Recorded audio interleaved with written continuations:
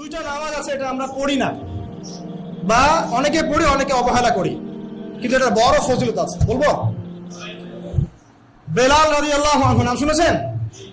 যখনই নবী সাল্লাল্লাহু আলাইহি ওয়াসাল্লাম জান্নাতে যেতেন, মানে জান্নাত আল্লাহ পাক তাকে দেখাতেন, তখনই তিনি তার বেলাল রাদিয়াল্লাহু আনহুর পায়ের শব্দ শুনতে পারতেন। বেলাল রাদিয়াল্লাহু আনহুর পায়ের শব্দ তিনি শুনতে পারতেন। একজন যোগ্য নেতা যিনি, তিনি তার অনুসারীর পায়ের শব্দও চিনেন। কথা বুঝতে পারছেন?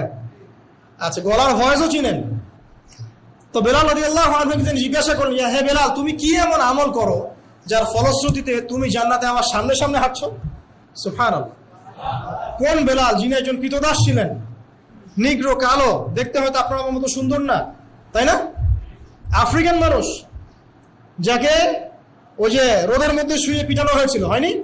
সেই বেলাল রাদিয়াল্লাহু আনহু।